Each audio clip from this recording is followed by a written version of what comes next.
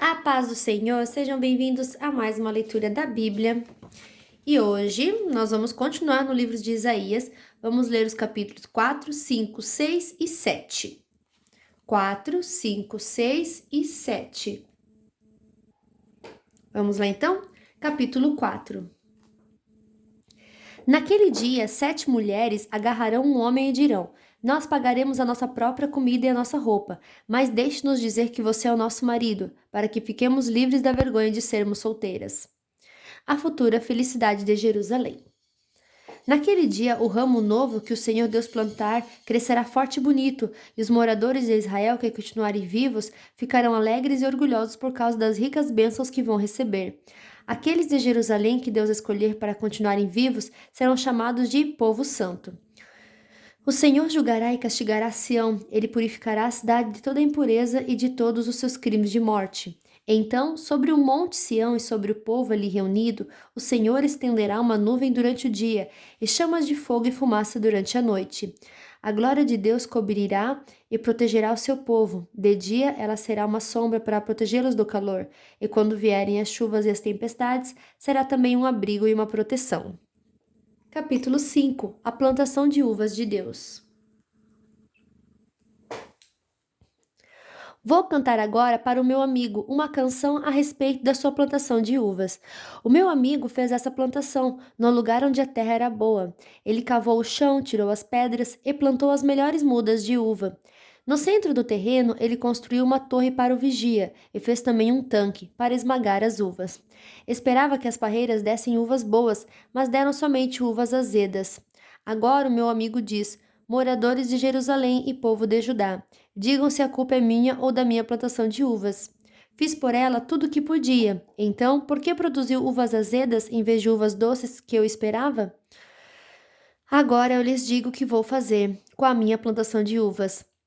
Vou tirar a cerca e derrubar os muros que a protegem, e vou deixar que os animais invadam a plantação e acabem com as parreiras. A plantação ficará abandonada, as parreiras não serão podadas, e a terra não será cultivada. O mato e os espinheiros tomarão conta dela. Também darei ordem às nuvens para que não deixem cair chuva na minha plantação. A plantação de uvas do Senhor Todo-Poderoso, as parreiras que ele tanto gosta, são o povo de Israel e o povo de Judá. Deus esperava que eles obedecessem à sua lei, mas ele os viu cometendo crimes de morte. Esperava que fizessem o que é direito, mas só ouviu as suas vítimas gritando por socorro. As maldades são condenadas. Ai de vocês que compram casas e mais casas, que se tornam donos de mais e mais terrenos. Daqui a pouco não haverá mais lugar para os outros morarem, e vocês serão os únicos moradores do país. Ouvi o Senhor Todo-Poderoso dizer isto: As grandes e belas mansões serão destruídas, e ninguém ficará morando nelas. Um alqueire de parreiras dará somente uns 20 litros de vinho, e 100 quilos de sementes produzirão somente 10 quilos de trigo. Ai dos que passam o dia inteiro bebendo cerveja e vinho, desde a madrugada até a tarde da noite, e ficam completamente bêbados. Nas suas festas há música de harpas e de liras, de pandeiros e de flautas, e muito vinho para beber.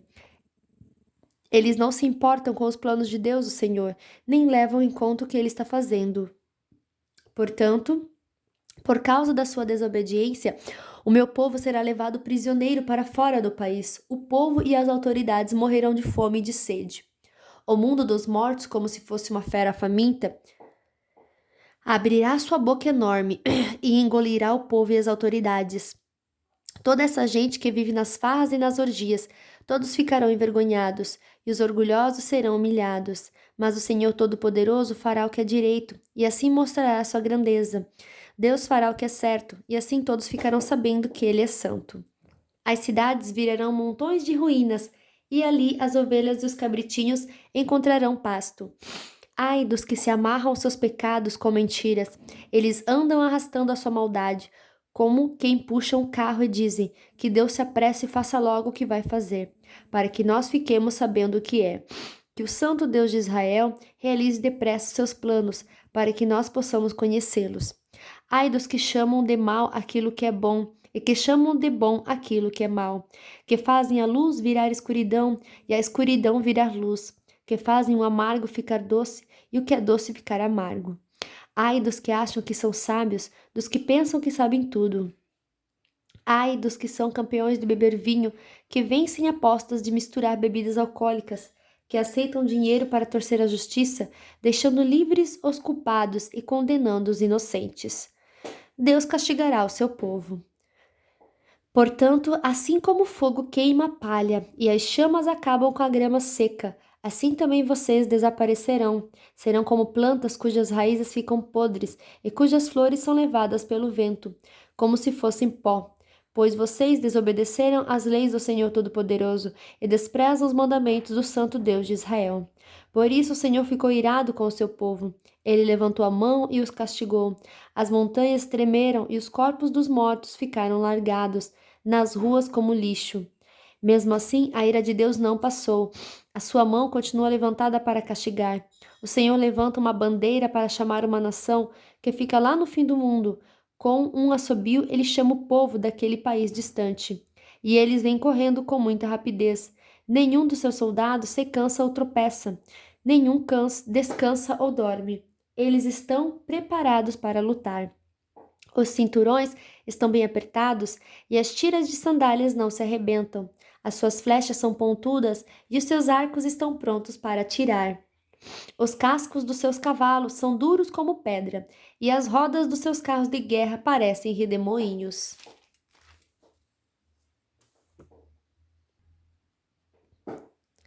Esses soldados rugem como leões ferozes que matam o animal, e rosnando o arrastam para um lugar onde ninguém o pode arrancar deles.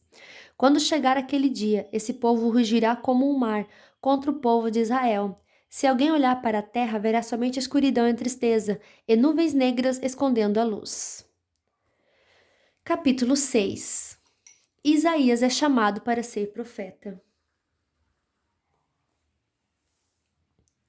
No ano em que o rei Uzias morreu, eu vi o Senhor sentado num trono alto e elevado. O seu manto se estendia pelo templo inteiro, e em volta dele estavam serafins. Cada um deles tinha 6 asas, com 2 eles cobriam o rosto, com 2 cobriam o corpo, e com as outras 2 voavam. Eles diziam em voz alta um para os outros: Santo, Santo, Santo é o Senhor Todo-Poderoso. A sua presença gloriosa enche o mundo inteiro. O barulho das vozes dos serafins fez tremer os alicerces do templo, que foi ficando cheio de fumaça. Então eu disse: Ai de mim, estou perdido, pois os meus lábios são impuros e moro no meio de um povo que também tem lábios impuros. E com os meus próprios olhos vi o Rei, o Senhor Todo-Poderoso. Aí um dos serafins voou para mim, segurando com uma tenaz uma brasa que havia tirado do altar. Ele tocou a minha boca com a brasa e disse: Agora que esta brasa tocou seus lábios, as suas culpas estão tiradas e os seus pecados estão perdoados. Em seguida, ouvi o Senhor dizer: Quem é que vou enviar? Quem será o nosso mensageiro? Então respondi: Aqui estou eu, envia-me a mim. O Senhor Deus me disse: Vá e diga ao povo o seguinte: Vocês podem escutar o quanto quiserem, mas não vão entender nada. Podem olhar bem, mas não enxergarão nada. Isaías, faça com que esse povo fique com a mente fechada, com os ouvidos surdos e com os olhos cegos, a fim de que não possam ver nem ouvir, nem entender. Pois se pudessem, eles voltariam para mim e seriam curados. Até quando isso vai durar? Eu perguntei. Ele respondeu: Até que as cidades sejam destruídas e fiquem seus moradores, as casas fiquem completamente vazias e os campos sejam arrasados. Eu, o Senhor, mandarei o povo para longe deste país, e as cidades ficarão vazias. E mesmo que fique no país uma pessoa em 10, ela também será morta. Os que restarem serão como o toco de um carvalho que foi cortado. O toco representa um novo começo para o povo de Deus. Capítulo 7. Mensagem para o rei Acás. No tempo em que Acás, filho de Jotão e neto de Uzias, era rei de Judá, Rezim, rei da Síria, e Peca, filho de Remalias, rei de Israel, atacaram a cidade de Jerusalém, mas não puderam conquistá-la. Quando o rei Acás soube que os sírios haviam feito um acordo com os israelitas, ele e todo o seu povo ficaram com tanto medo que tremiam como varas verdes. O Senhor Deus disse a Isaías: Vá com seu filho, Sear-Jazube, encontrar-se com o rei Acás. Ele estará na estrada. Onde? Opa, desculpa, gente. onde os tinteiros trabalham, perto do canal que traz água do açude de cima. Diga ao rei que fique alerta, mas que não perca a calma, que não tenha medo nem fique desanimado por causa do ódio do rei Rezim, dos sírios e do rei Peca. Eles são menos perigosos do que dois tições soltando fumaça. Os sírios, junto com o rei Peca e os israelitas, estão fazendo planos para prejudicar o rei Acaz. Eles combinaram o seguinte: vamos atacar o reino de Judá, conquistar o seu povo e forçá-lo a aceitar o filho de Tabael como rei. Tabeal, filho de Tabeal como rei. Porém, eu, o Senhor, afirmo que isso não acontecerá, pois a Síria não é mais forte do que Damasco, a sua capital, e Damasco não é mais forte do que o rei Rezim. A terra de Israel não é mais forte do que Samaria, sua capital, e Samaria não é mais forte do que o rei Peca. Mas daqui a 65 anos, Israel será destruído e deixará de existir como nação. Se vocês não tiverem uma fé firme, não poderão ficar firmes. Emanuel, Deus está com o seu povo. O Senhor Deus enviou ao rei Acaz esta outra mensagem: peça ao Senhor seu Deus que lhe dê um sinal. Esse sinal poderá vir das profundezas do mundo dos mortos ou das alturas do céu. Mas Acaz respondeu: não vou pedir sinal nenhum, não vou pôr o Senhor à prova. Então Isaías disse: escutem, descendentes do rei Davi. Será que não basta vocês abusarem da paciência das pessoas? Precisam abusar também da paciência do meu Deus? Pois o Senhor mesmo lhes dará um sinal. A jovem que está grávida dará à luz um filho e porá nele o nome de Emanuel. Quando ele chegar à idade de saber escolher o bem e rejeitar o mal, o povo estará comendo coalhada e mel. Mas mesmo antes deste tempo, ó rei Acás, as terras daqueles dois reis que lhe causaram tanto medo ficarão completamente abandonadas. O Senhor Deus vai trazer sofrimento para o Senhor, ó rei, para as pessoas da sua família e para o seu povo.